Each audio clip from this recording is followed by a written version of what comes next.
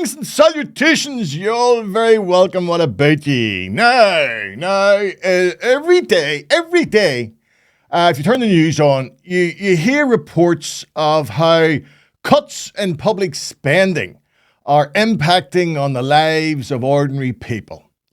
You therefore presume that every effort would be made by those in power to ensure that no unnecessary spending occurred.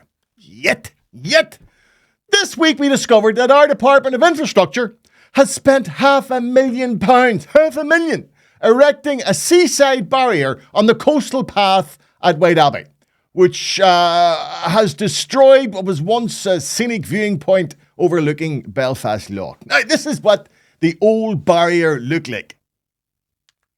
And this is what the new one looks like. Can you spot the difference?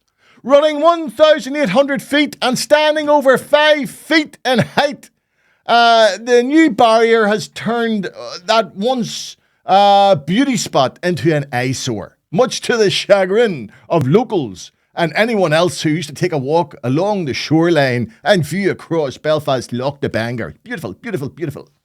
Now, the Department of Infrastructure have explained their reasoning for the chicken wire construction, saying, "Our primary concern is road safety, and while it is regrettable that the view is restricted, the new railings are designed to the required standards, which will provide improved road safety for all road users at this location." There you have it! I thought to myself, there you have it, okay, and you're jumping to presumptions again. You're jumping in there again with both feet until you haven't learnt the reality here.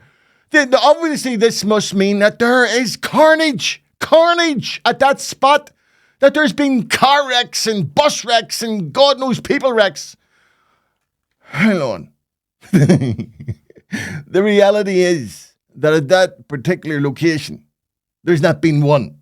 Do you hear me here? Not one recorded accident at that spot ever. Not since records were kept in Latin. But the department, it's went on to explain further. Give him time. As this parapet is adjacent to a cycleway shared use path, current standards require that the height of the parapet is a minimum of 4 feet 11 inches to accommodate cyclists who sit at a higher level. Well, there you have it again, Jake. You jumped in again. It's the cyclists, it's them cyclist bastards who have done it again. Hold on, I'm a cyclist. And I have ridden along that path.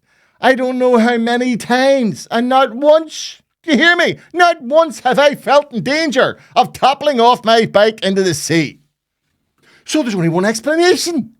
There's only one explanation. There must be cyclists, right, who are deliberately riding off the path into the sea.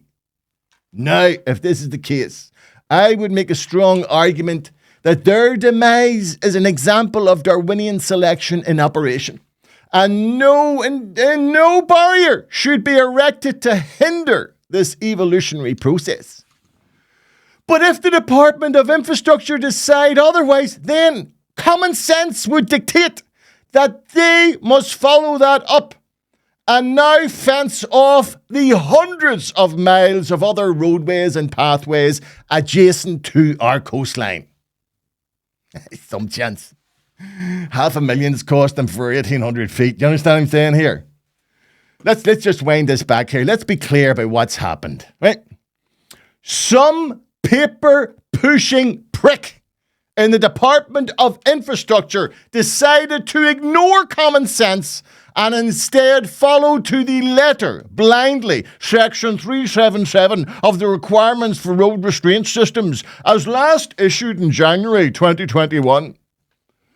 And in doing so, not only have they destroyed a beautiful scenic viewing point, but they've wasted over £500,000 of public money. Nay, whoever this moron is, well, as is common practice within the civil service, they should face immediate promotion. And in doing so, cancel out any possibility of them inflicting further damage onto our society. Push them upstairs.